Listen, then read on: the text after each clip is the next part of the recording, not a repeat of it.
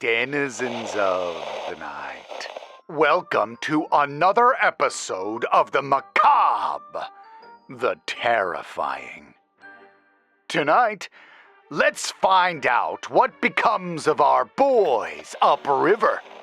Allow me to quickly recap the story so far. I will also link the video on your screen so you may watch it first if you wish. 4 friends head out to relax on the water and hang out. They take their jet skis up a tributary to check it out and find an old boat. Inside, there are strange patterns on the walls and an old book. As they head back up the tributary, one of the friends, Travis, accidentally hits and kills an old man with his jet ski. The friends decide to go on home without notifying anyone, and as they speed away, the body left to decay in the sun, a mournful cry echoes through the leaves and across the water. This story is called Of the Sea and was written by A.G. Hilton. We must have taken a different turn at some point. What turn? It was a straight shot all the way back here. Couldn't be. If that were true, how... Will you shut the hell up a second so I can think? The others have been going on like that for some time now. Round and round the argument goes, like the sigils in the boat, like our progress since leaving the scene. And every time the argument goes round, the air becomes increasingly charged with desperation. Because even though we'd faithfully retraced our way back, this is the 3rd time we've rounded a bend that ought to have taken us to the main channel, only to find it opening upon a stretch of river we'd sped past just 10 minutes before. Now the needle of my fuel gauge flirts with the red E, and the sun's rays are turning toward that burned orange of a summer sunset. "Look, Travis," Brian says. The last of his inebriation seems to have melted away in the face of the situation, and his eyes dart about the trees along the bank. "We're not crazy. We keep going this way, and it ought to have taken us back a long time ago, but it's not. Listen to yourself right now. That's impossible. Literally impossible. We've been making a straight shot. Then why haven't we made it back? We should have been back hours ago, but here we are in the same fucking place. Something's happened. This place has changed somehow. Like it won't let us leave." Travis whirls on him. For a second, I think he's balling his fists for a swing, but he only focuses Brian down with an icy stare. "Shut up with the weird shit. No one needs you talking out of your ass and bringing up morbid stuff while we try to figure this out." Brian returns the stare with one of his own. "Don't know what exactly you think there is to figure out. You're right. It is impossible, but here we are. I mean, is no one going to state the obvious?" He motions around us. "Is no one going to acknowledge where we are? Where we keep coming back to? Brian, I swear, this is where Travis hit that guy, isn't it? Except, where's the body?" At that, we all give the stretch of river a second appraisal. I know Brian is right, but I've refused to accept the idea or give it voice.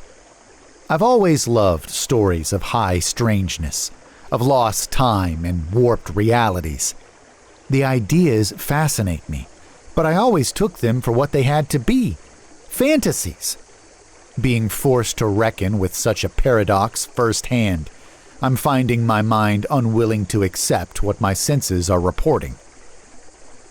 "He's right," I say at last. "That bank over there is where he was left. I know it is. I keep looking at it every time we pass and telling myself it just looks similar, but it's not. And at this point, I don't know how many times we've passed it." "Not you too, Danny," Travis says. They're both right, Bill says. I can't understand it, but we're not going anywhere, no matter how much we move. You're the one who needs to get his head out of his ass and see what's happening, Travis. And what is happening? Please, enlighten us. How am I supposed to know?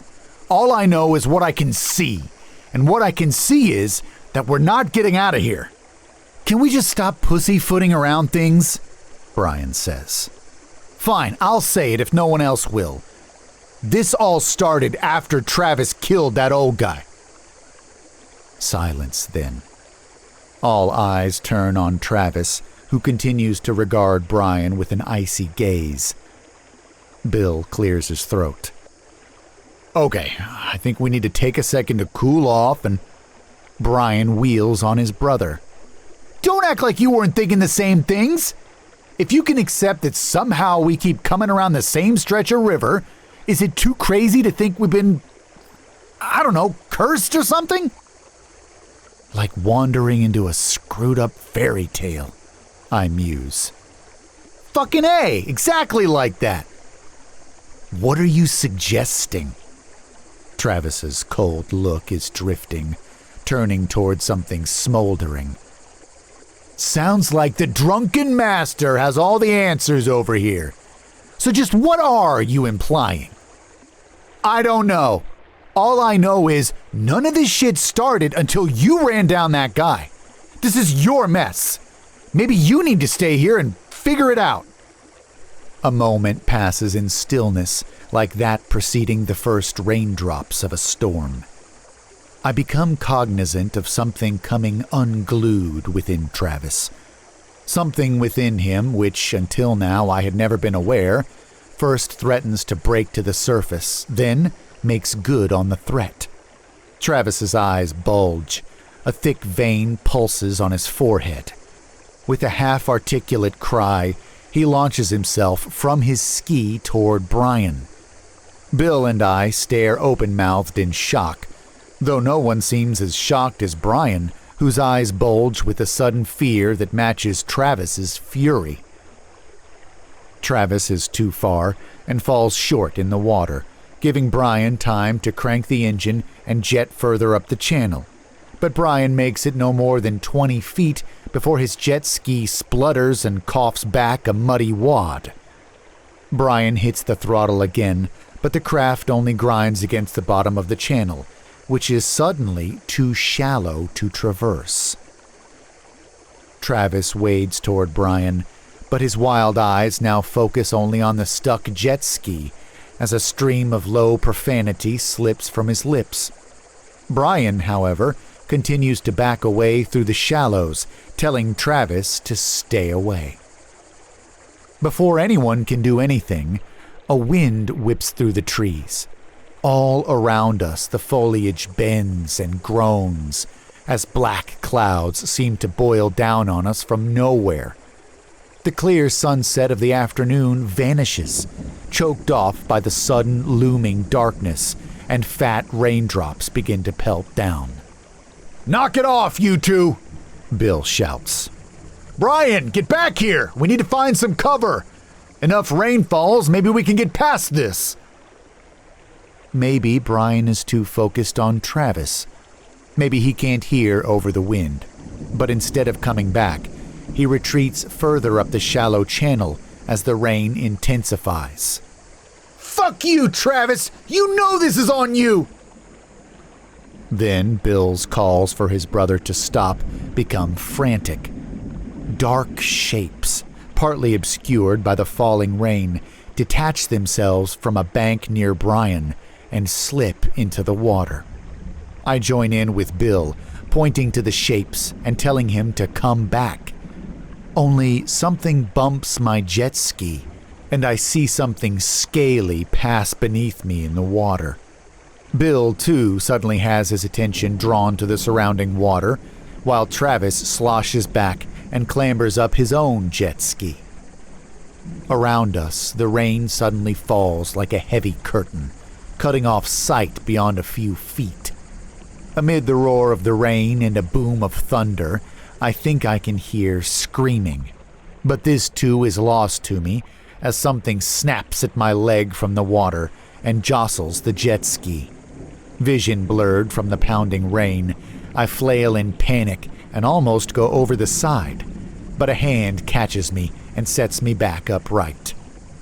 "Turn around!" Travis yells at my side. "Turn around and go back the way we came! We have to try to get out of here!" He jets off, soon swallowed by the gray. I follow, unsure who else might be ahead or behind me, praying everyone got moving. Each pelting raindrop stings on exposed skin. Once or twice, I hit something in the water and can't tell if it's a gator or if I'm running aground. Each time I fight with the steering bars to keep making some kind of forward progress. I'm reminded again of the strange cry that went up after we left the scene, how the body seemed to vanish. And is it me, or does the whistling wind sound like that mournful cry? All at once, the heavy rain breaks to a steady drizzle, and I find Travis and Bill floating ahead of me. Beyond them, I see the opening to the marsh and the old boat. Travis yells something drowned out by the thunder, but I can tell by his motioning us forward that he means to shelter on the boat. We follow behind and soon scramble aboard, leaving the jet skis in a nearby clump of aquatic grass, with the prayer nothing will happen to them. As I climb up, I look back and notice two things. First, there are more reptilian shapes encircling the boat. Second, there is no sign of Brian. The others have gone below deck to avoid the rain, and I follow. Neither Bill nor Travis seem to have registered the oddities in the space, as the two of them stand nose to nose. Bill presses a finger into Travis's chest. "What the hell was that back there, huh? Your dumbass brother was talking at his ass. Got me pissed off, that's all." "That's all?" Bill looks to me as I descend, then past me to the empty air. "Hey, where's Brian?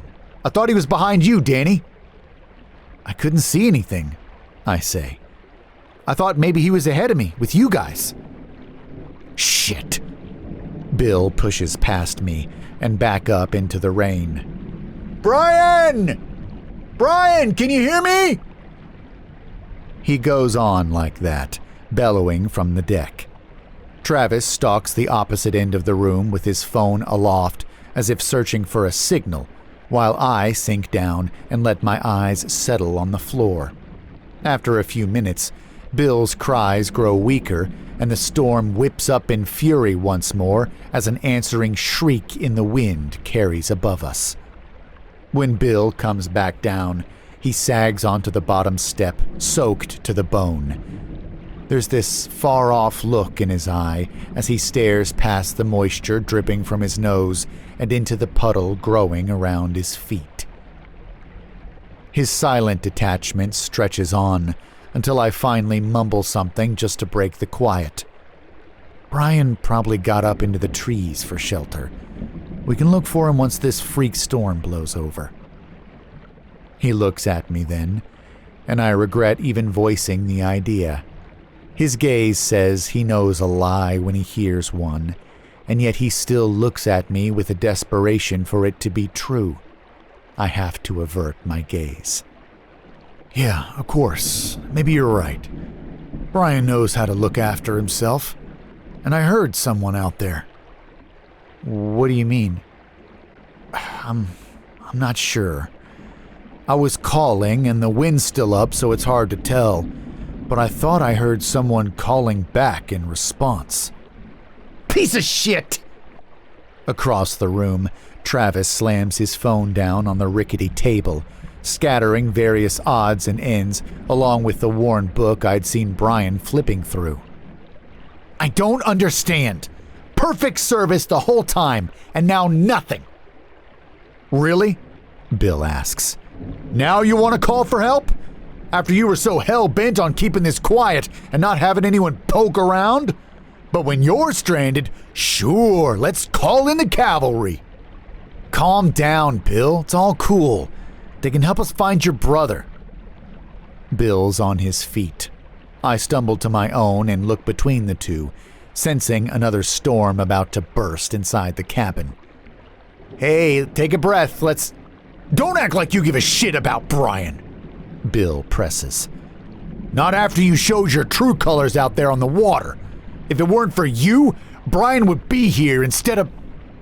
He motions vaguely about. Wherever the hell he is right now. Travis takes a step forward.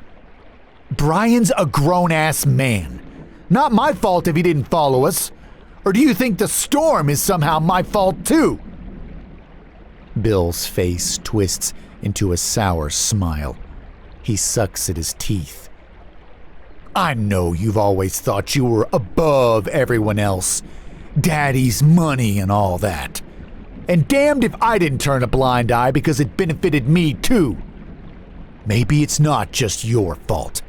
Maybe we're all a little bit to blame. All this weird shit got me thinking back to some things. Lots of times when maybe I should have asked more questions and didn't. Maybe this is just karma coming back around. I think you better stop right there before you say something you'll regret. Or what? You gonna dump me out here like that old guy? Travis advances another step. Bill, I'm telling you to shut the fuck up. It's the weirdest thing. Haven't thought about it in years, but now I keep coming back to it like some drain my mind keeps circling round and round. Where'd you disappear to the night after our high school graduation? The big party at Frank's place. Surely you remember. There's something in Travis's eye. A spark that, after having watched the fiasco on the river, I just know is about to explode. And the scary thing is, I'm not sure what that explosion will entail. I'm starting to think I don't really know this person at all. I step between the two, palms out in a warding gesture to each. Both of you, back off! This isn't the time. Travis looks shocked. I know he can't believe quiet little Danny is putting himself in the middle of things, but I see him relax. Yeah, Danny's right. Fuck this conversation anyway. Travis returns to his corner to sulk. Meanwhile, I push Bill gently back toward the stairs. He resists at first, then allows himself to be turned and ushered back above deck. The wind still howls around intermittently, but the rain has reduced to a steady drizzle from the lightning-cracked sky. I search the surrounding water for more reptilian shapes and find none. I'm suddenly wondering if they were ever there. A part of me is desperately clinging to the idea that this is all some nightmare I've yet to wake up from. What were you talking about back there? I ask Bill, once I'm sure we're out of Travis's earshot. Something about a party? I don't know. Maybe I'm just talking out my ass, making connections that aren't there. I mean, what the hell is even going on? Looping around on a straight river? Maybe none of this is real and I've lost it. If you've lost it, we all have. So, what were you talking about? I've been in the back of my mind ever since Brian. A tightness takes Bill's face at the mention of his brother's name. His eyes start scanning the tree line as he goes on. Well, since Brian mentioned that girl, Samantha, from way back in school, for some reason it brought back this memory of that graduation party at Frank's place. You remember that? I wasn't there. Family was doing something, I think. I remember being bummed to miss it. Well, it was a rager. Lots of young and dumb people looking back. Anyway, you remember how Frank's folks were? We had run of the place, plenty of booze and no one keeping an eye on things. First time I ever got real down bad, like blackout bad. But suddenly I'm remembering these hazy snapshots from back then. About Samantha? Yeah, but also about Travis. My guts twist up a little. Go on, I tell him. Like I said, maybe I'm making connections that aren't there. Maybe it's just that I've never been so pissed at that asshole before. But I can't shake it. I remember him, and I remember her stumbling up to an upstairs bedroom while I was almost down for the count on the couch. Never really thought anything about it. You know Travis had a reputation even back then. Always was a ladies' man. Yeah, I know. Well, the more I think about it, I'm thinking that all the stumbling was on her part. Samantha's, I mean. Like Travis was kind of propping her up and dragging her along. The words hang between us as the rain continues its pattering. The weird bits of bone and glass tinkle together, and a rolling peal of thunder booms across the marsh. You think... I start, but can't finish. I don't know. I don't know if I'm remembering it right or if it had anything to do with how she ended up that week later, but I can't shake it. Like I said, I just keep circling it in my mind. Suddenly, I'm thinking of the weird carvings from inside the boat and their looping cyclonic patterns. And it's got me wondering about some other stuff. Random stuff, maybe, but I just can't get it out of my head. You know Travis's dad has always been connected. I'm sure the money and being a big-shot lawyer helped with that. But sometimes I wonder if it's not deeper. I got to thinking how he's gotten Travis out of a lot of scrapes over the years. What do you mean? Shoot. One time I was riding with him, and we got pulled. He was plastered. Ought to have gotten a DUI, open and shut. But his dad came out. Wasn't even pissed or anything, and that was it. Nothing came of it. I've never heard anything about that. You think he advertised that stuff? Made me swear never to say anything, especially not to you. Why me? Bill shrugs. Who knows? I'm not the reflective type. Never step back to see the bigger picture. But I think you've always been his little pet friend. Pet? Well, like a little brother or something. I don't know. Think he treated you like a charity case. Giving you stuff, taking you out. Hell, still doing it to this day. Maybe it made him feel better. Offset all the other stuff. On some level, maybe he knows he's just an asshole. Maybe we all are for never seeing it before. Hold on. So you think something happened between Travis and Samantha? That maybe it had something to do with what happened to her? And that if there were any connection, his dad could have hushed it up? I'm just saying, I'm looking back on things, and maybe it's perspective from not being quite so young and dumb. But after all this today, after that guy on the river and how Travis reacted, I'm just wondering about a lot of stuff. Who knows? Maybe Brian was right. Maybe it even has something to do with all this weird shit. We sit there. My head is spinning. A part of me wants to reject what Bill is saying, but another part of me realizes that maybe I've been hiding from it too, turning a blind eye, because how could Travis be that bad? I don't come from much. He's always looked out for me, helped me get opportunities I might not have gotten on my own. Treating you like a charity case. But you said you were blasted that night, right? And it was a long time ago? Bill shrugs. Like I said, maybe I've lost it. This place, whatever the hell's going on, maybe it's screwing with my head. But I'm telling you this now. Watch yourself, Danny. I want you to think, really think back on things. Maybe you've turned a blind eye here and there too.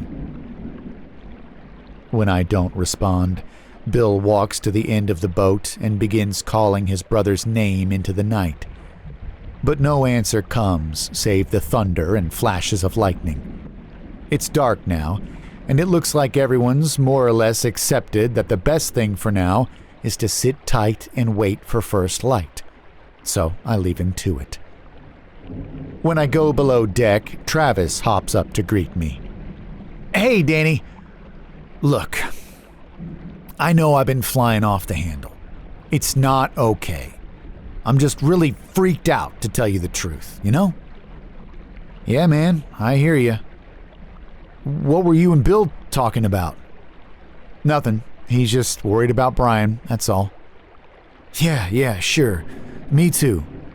I bet he's fine. Maybe he got out and he's getting help or something, you know?" "Maybe. Hey, man, let's just chill for a bit. I really just need to sit down for a second." "Oh, yeah, sure, man. It's been so crazy." He retreats to the other side of the cabin, while I sink against the wall and pull my legs to my chest to rest my head on my knees. I can't believe we're just sitting here in this weird boat. Brian was right, probably the old guy's place. And now he's dead and we're just sitting here in his spot. I can't help but feel like we're sitting in a tomb in a way. But as I rest my head, I look off to the side at the swirling markings on the wall, and my mind begins to drift. Suddenly, my body feels like a sack of bricks. Maybe I just need to lie down for a second. Hey, Danny," Travis says. "Yeah? You know I'm just trying to look out for us, right?" "Sure, man," I say. But I don't look at him when I do. I realize I'm afraid he might see the lie in my face. "Come on, keep up, Danny!" We jet across the water, sun sparkling along the rippling surface of the lake. I cut this way and that, riding behind Travis, trying to overtake him. He veers to the left, and I follow. A speedboat races out in the open water, and I know he's aiming to hit their wake. I hit the throttle hard and pull around him as we make contact. The waves are bigger than I expect, and at my speed, I'm launched up, and for a stomach-tickling moment, I'm airborne.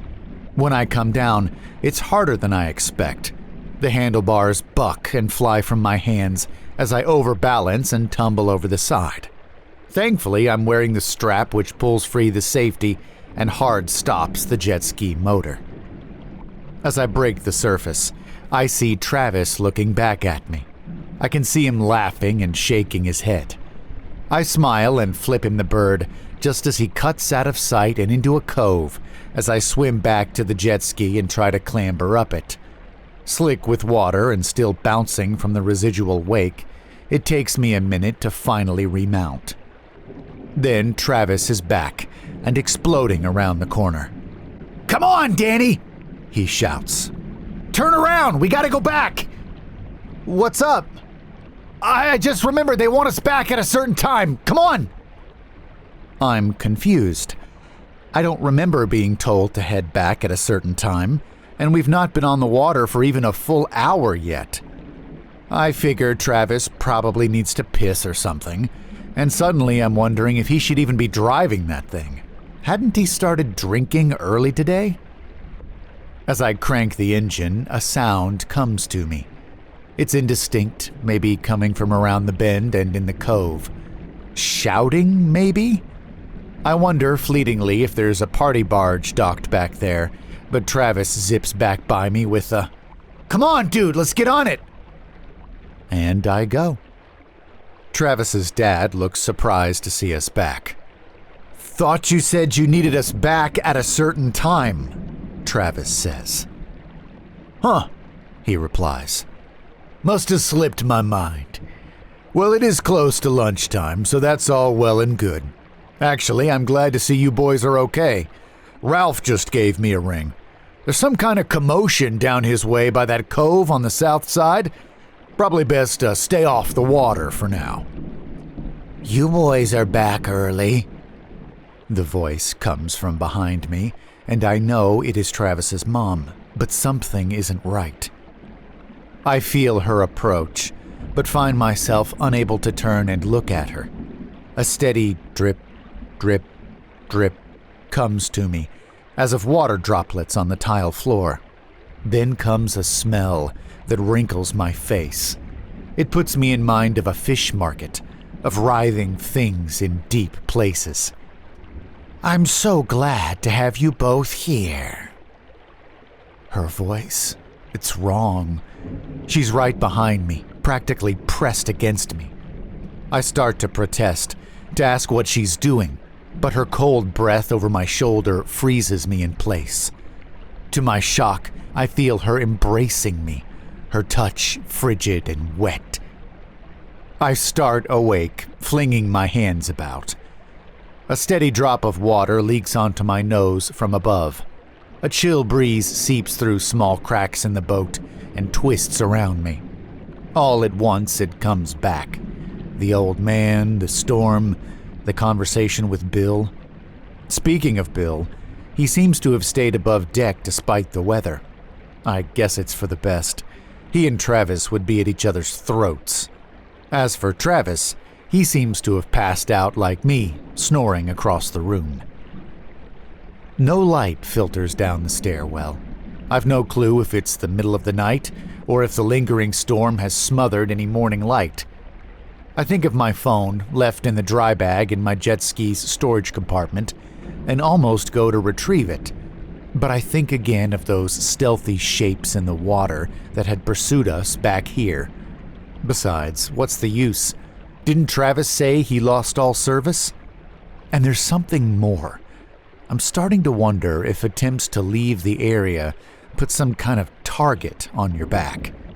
I keep thinking of Brian persistently wading his way downriver before all hell let loose, and I find myself again desperately hoping against all my instincts to the contrary that he's okay somewhere out there. A book with a blank cover lies beside me.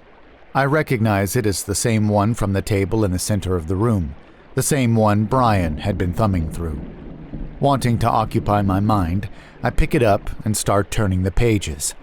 It looks like some sort of journal or log. Looping, handwritten script fills the first pages.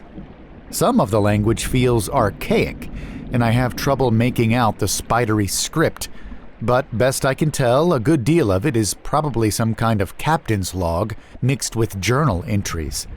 But as I flip deeper, a passage jumps out at me.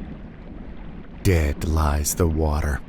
No wind for nigh on a week now, and so we are adrift.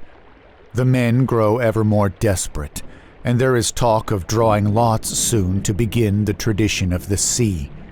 I cry out to God night after night, and there is only the silence on the water." My eyes scan further. "Only I remain. God forgive me. I heard the others discussing how they would not draw more lots, and they plotted that they might come upon me in my sleep once the last of the long pork is gone, to have me as the next meal. So I turned their plans against them. In the dark of the night, I crept to their quarters and slashed the throat of each man. Oh, God, how they looked upon me aghast as I smothered any cries they might make. Though I know not what I have gained except a small prolonging of this miserable existence. Perhaps it matters not if God would forgive me this thing. My prayers fall on deaf ears." Enthralled, I turn the page. "I am delivered, though not, I think, by the God at whom I've cast my ceaseless prayers. But perhaps a God nonetheless. I abandoned the ship for this, a vessel which loomed out of a fog that had settled upon this lonesome and dead stretch of sea. A vessel which, by some force unknown, has carried me to land and, somehow, to this place, cloistered in the marshes. A vessel which brought me unto her. How shall I speak of her? She is terrible and yet wonderful. She spoke to me when I set foot upon this deck, though she had no voice of her own. No, she spoke to me in the crash of the waves, the cry of the gull, in the wind which whips the surf and makes it heel. She says I am hers. She says I will love her. She says I must love her, lest she pour out her wrath. So I stay. I must stay. She says I must choose, and yet the choice has been made for me. She tells me it can be no other way. One must always stay. Once, she says, the people of this land offered up one of their own to fulfill the role. But now we have battered and beaten them, taken their land, and in so doing, profaned this sacred right. And now it falls to me until such a time as another comes. She says it must be written, a record of the new way. I cannot go. She says I will love her. She will not let me go. Oh, God. She will never let me go. I flip further into the book, my heart drumming ever faster as the boat creaks around me. Here again, a variation of the same story, but the script is different. And beyond this, another. And beyond this, another. Each one its own tale with the same ending, each with language less archaic than the one before. And beyond these, empty pages. She will never let me go. I throw the book away. As with everything else, my mind doesn't want to reckon with those words. But with all the weirdness, I'm tipping past the point of denial. I may not understand the exact mechanics of things, but a strange picture of our situation begins to crystallize. Never let go. Travis groans across the room and stirs.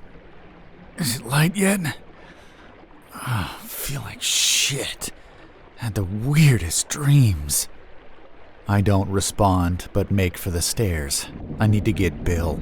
For better or worse, we need to have a group meeting about the book.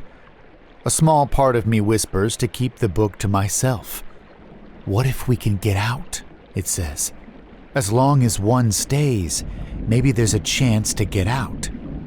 But I won't do that.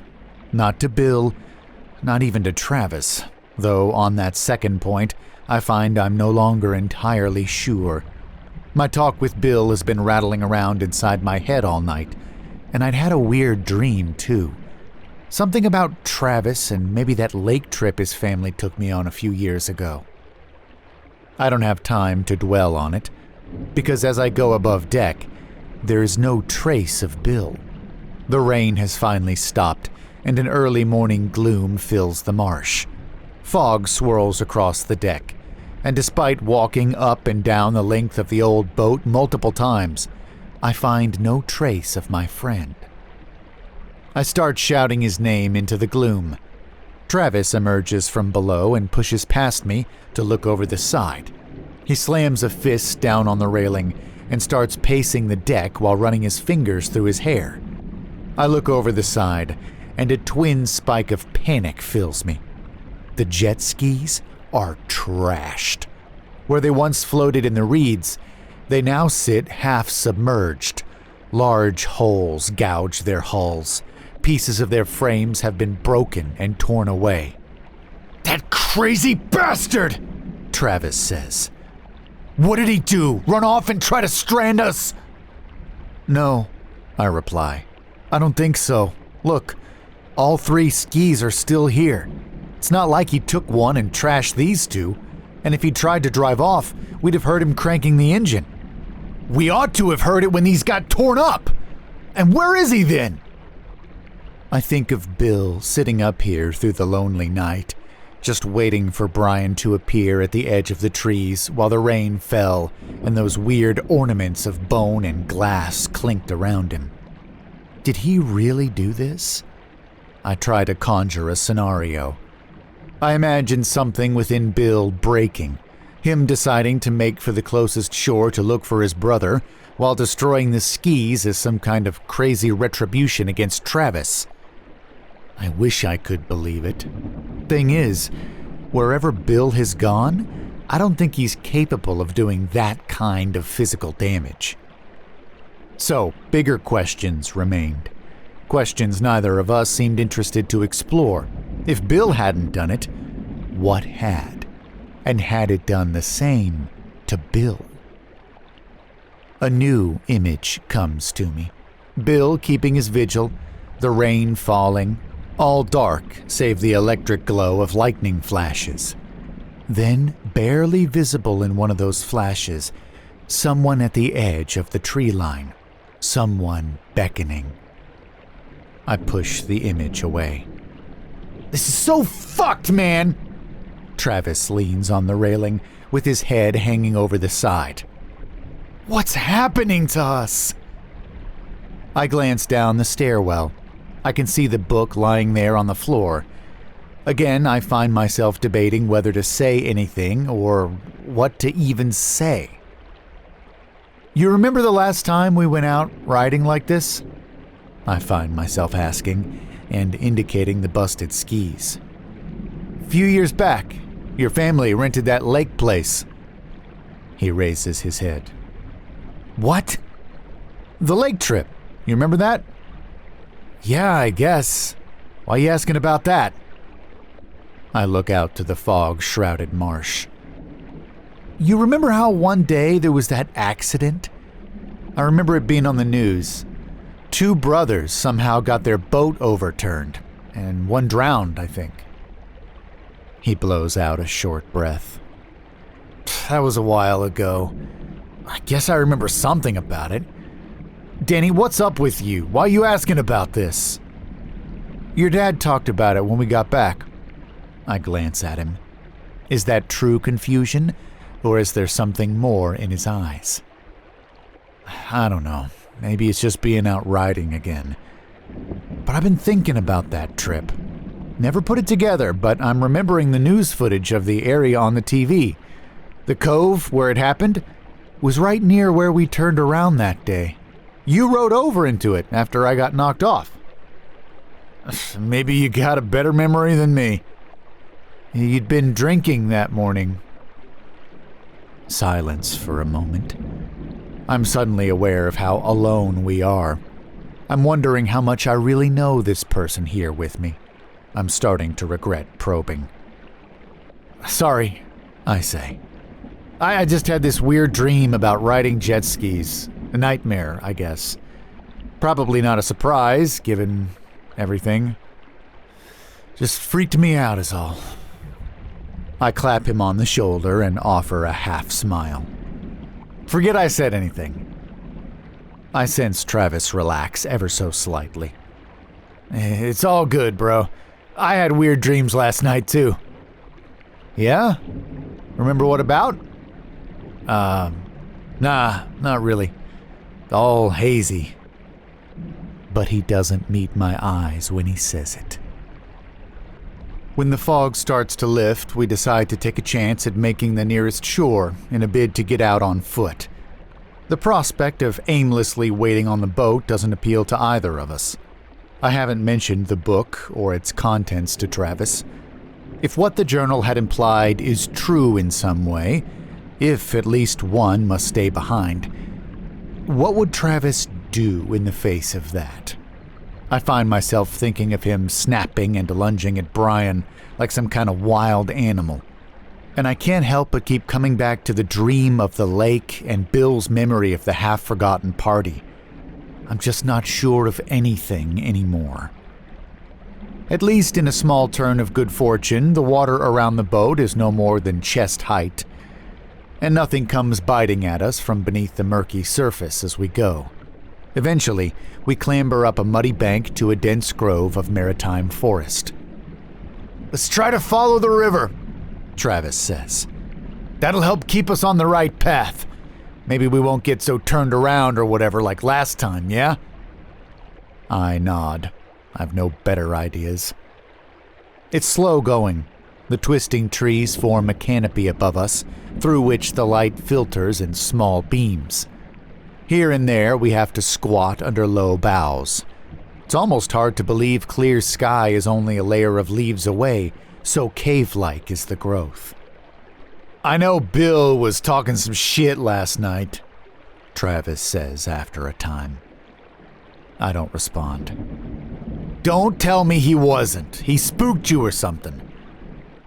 I swear, he's just like his damn brother, always talking out his ass. What did he say? Nothing, really. He was just upset about Brian. Yeah, disappeared on us, just like his brother, too. Travis moves ahead of me, picking his way through a narrow twist of squat trees. You know, we ought to get our story straight. Our story? Yeah, you know, once we get back, there's going to be questions. Why are the jet skis busted? What happened out there? Stuff like that. And if Brian or Bill really did make it out, who knows what crazy stuff they've been saying. I mean, you remember how much Brian was overreacting on the river, right? I wouldn't put it past them to try to pin all this on me, on us. So you're saying we need to lie? I'm just saying we need to think about this. I'll admit it, weird shit's been happening, or at least it seems like it. But none of that's gonna matter when we get out. All that's gonna matter is what people on the outside think happened. You got me? I pick through the brush, following along behind, but unable to formulate a response. Danny, I'm telling you, we gotta trust each other on this. Can I trust you, man? Can I trust you? Travis stops ahead of me. It's unnatural. Not a typical slowing of pace, but a sharp freezing up at my words. Of course you can, Danny. You can always trust me.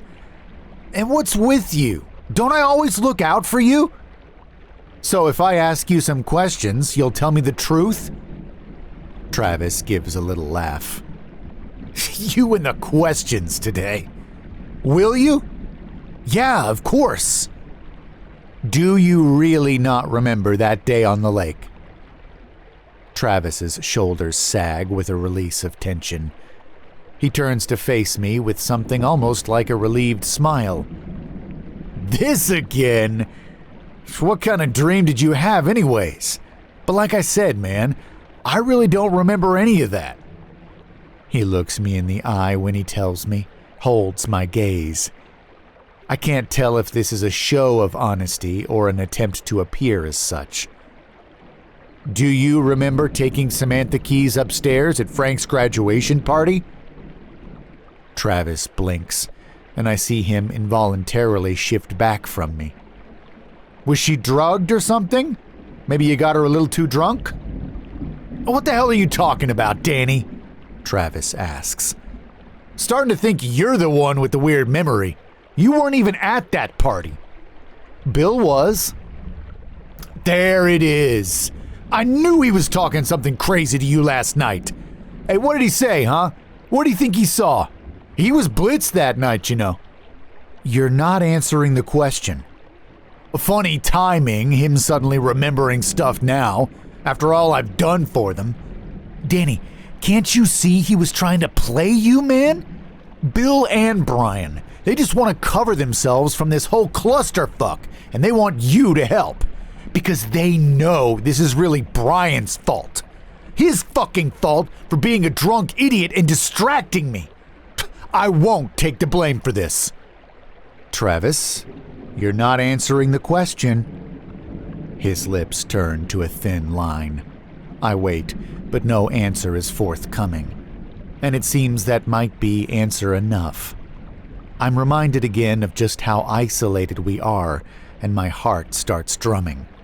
I try not to let the tension filling me show, but I realize my body is prepared to make a mad plunge through the undergrowth if Travis makes another showing like he did on the river.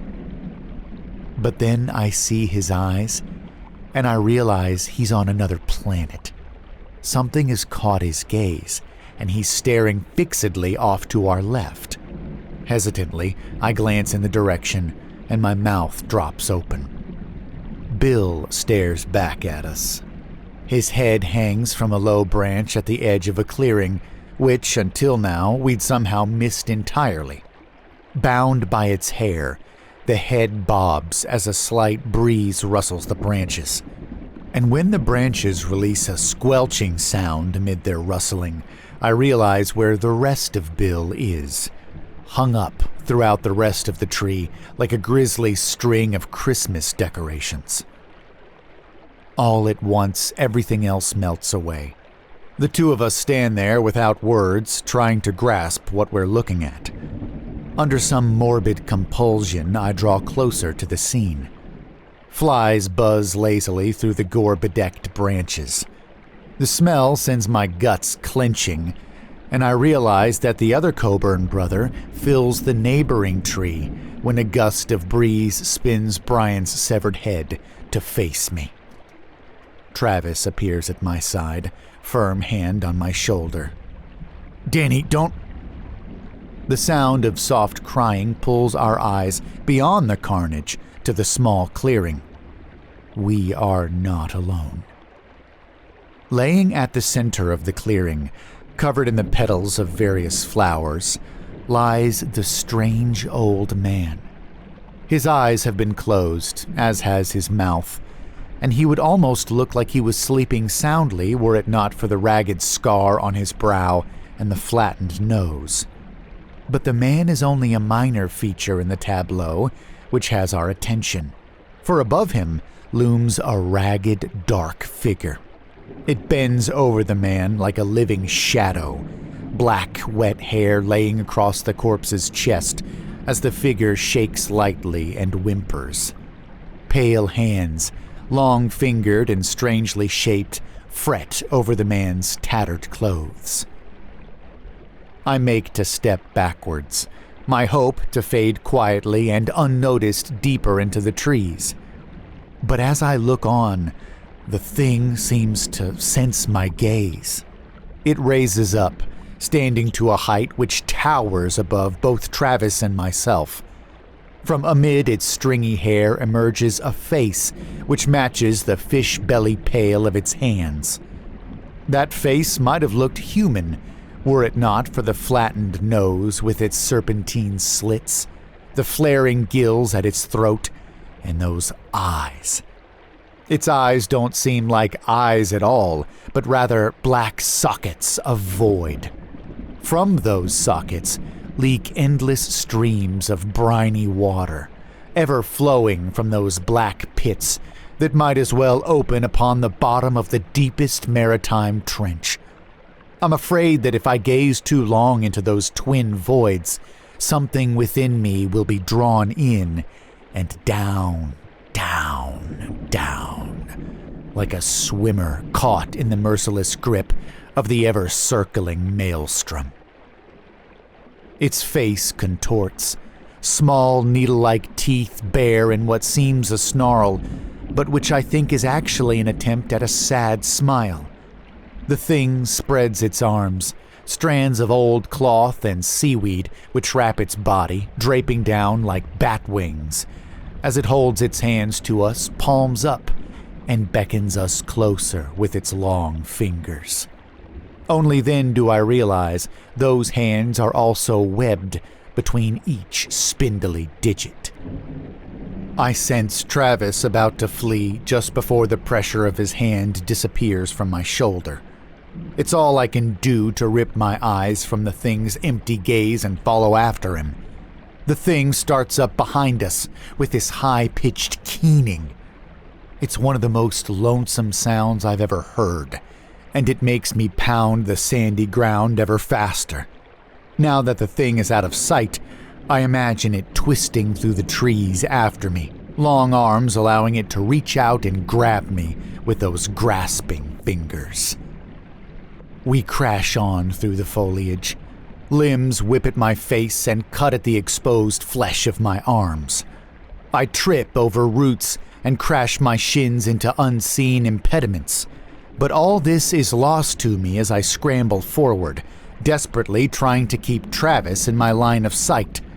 When the trees give way to a small channel, we don't hesitate to plunge in and wade through the shallow water.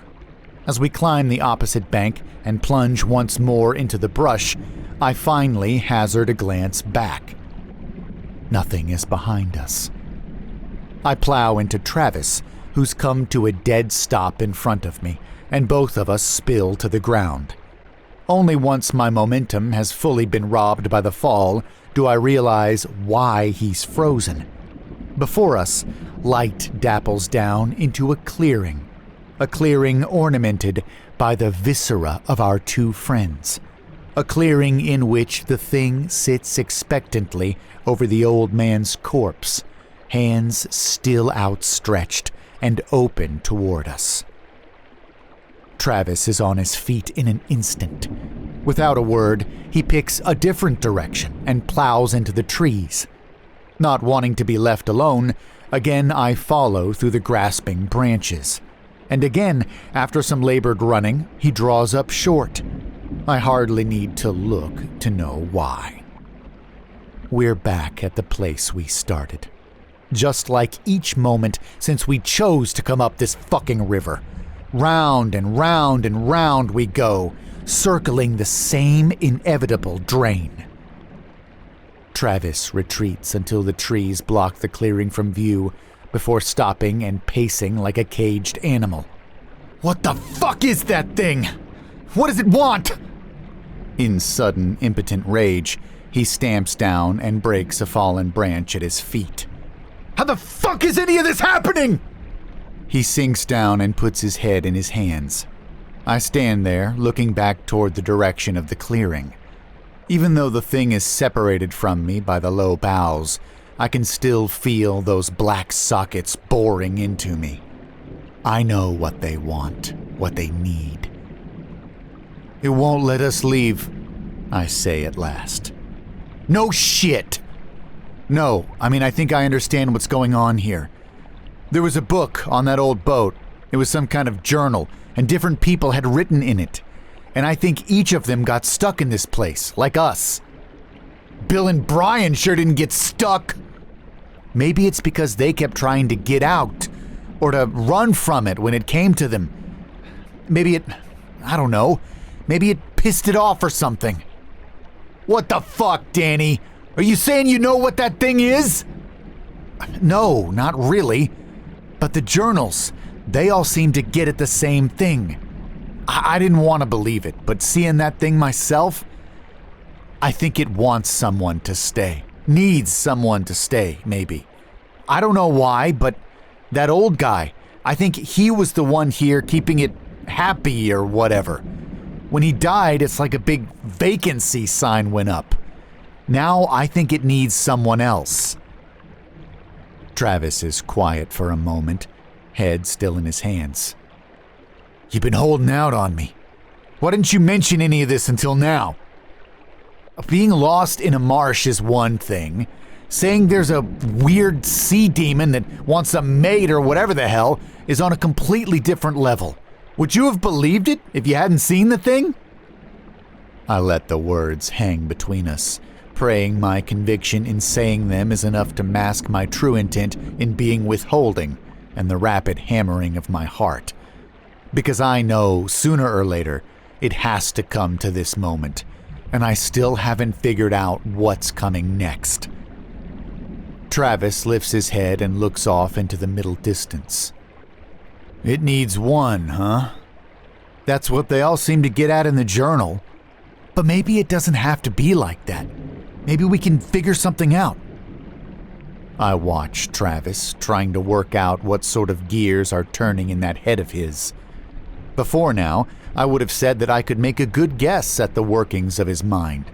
He's been one of my closest friends for so long. But now, the workings of his mind might as well have been as inscrutable as the depth of that thing's black-pitted sockets.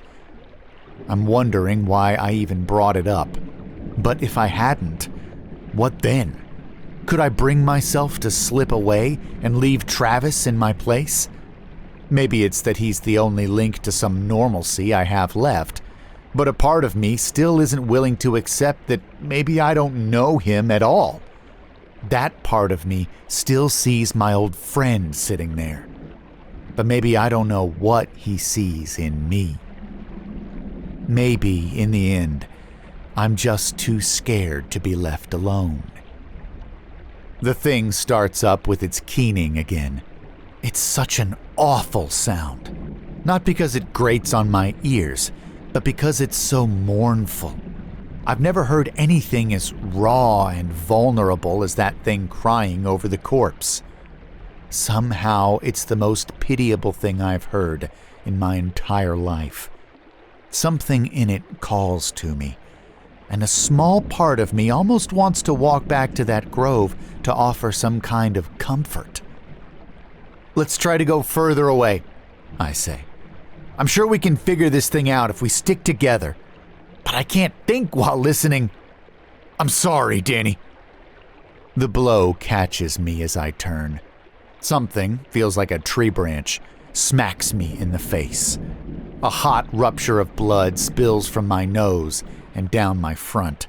The world blinks, and I tumble hard onto my back. For a few seconds, I lay there, stunned, but the blaring alarms in my head hold me to consciousness, and an awareness of the thing not far away sends me scrabbling to my feet.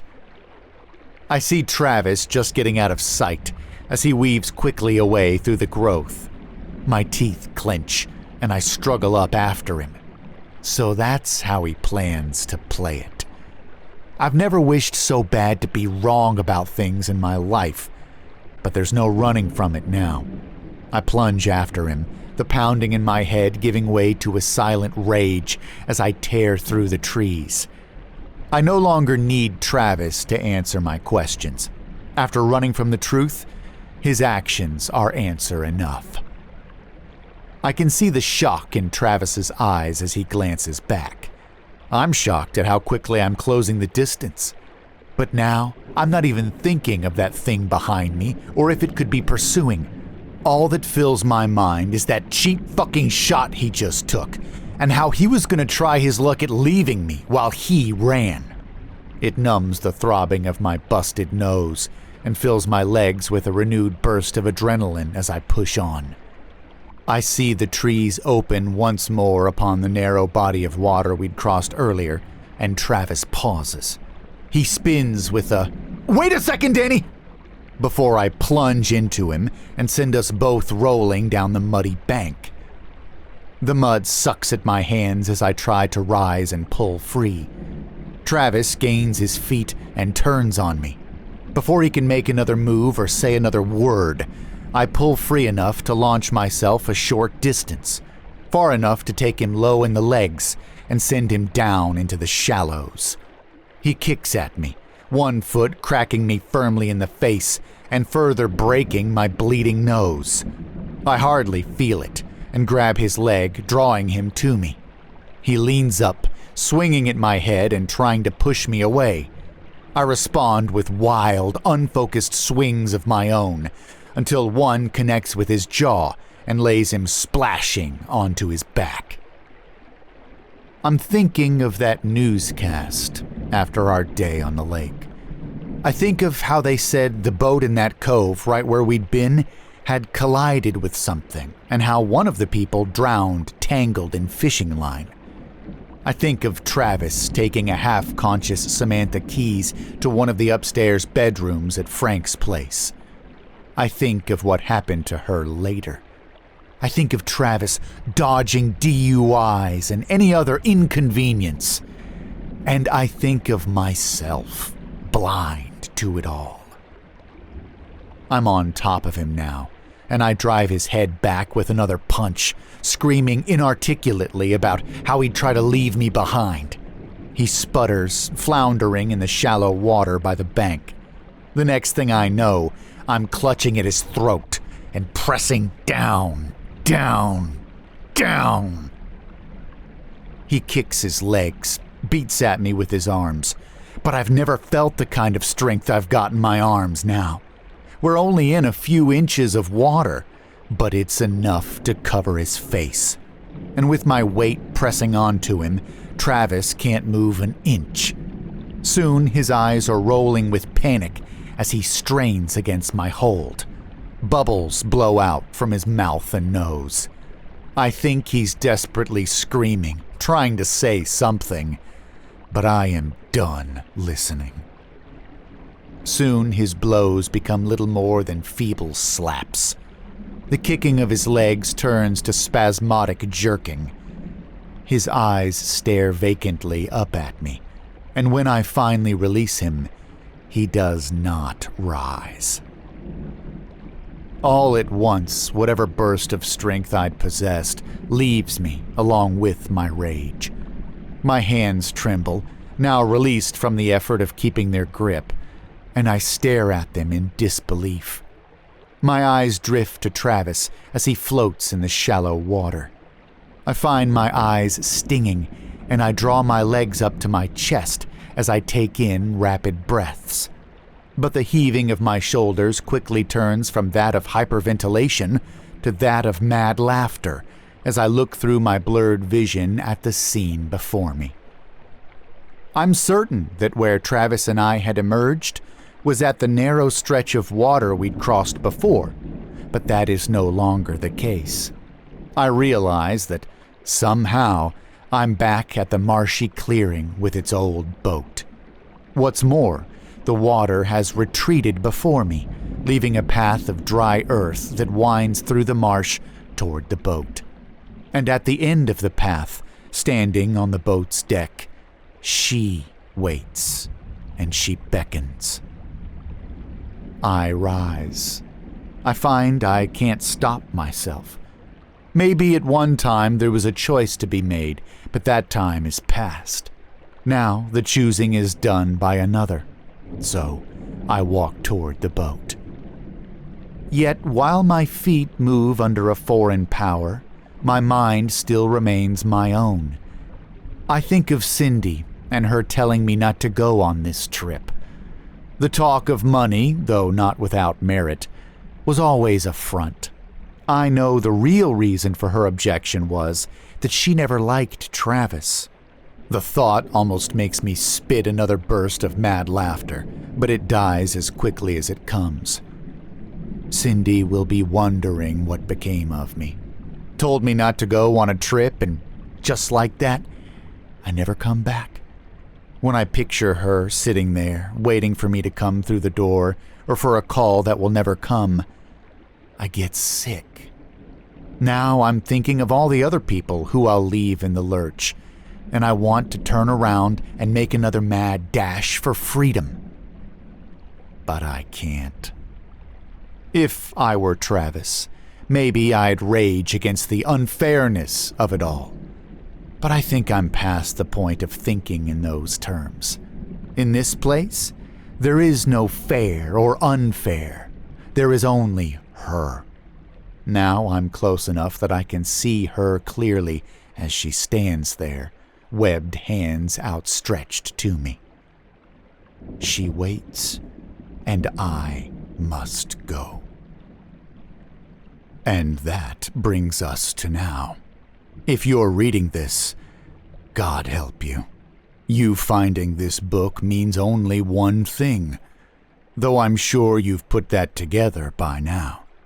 The best I can hope to offer, which the others in these pages haven't, is a small picture of what is to come. Your body will change, warped by her presence and power. Like her, you too will be of the sea. At first, the crabs which took residence in my skin disturbed me, as did the lamprey which coiled itself in my guts. But now I don't mind them. Neither do I mind the seagrass she weaves in my hair, or the wetness of her embrace. But the changes do not stop there. In many ways, I no longer think the me I once knew remains. My memories of life beyond this marsh fade with every passing day. I imagine that half of what drives each of us to write these accounts is a simple grasping after the memories of what once was. But when I'm tormented by the fragmenting memories, she wraps me in her slick embrace and rocks me with the same motions that rock ships the world over. She whispers to me secrets of the deepest places, which I may never tell. In her eyes dwell the souls of leviathans, along with all those ever dragged down to their depths. She tells me this too shall pass. She tells me I will love her. She tells me she will never let me go.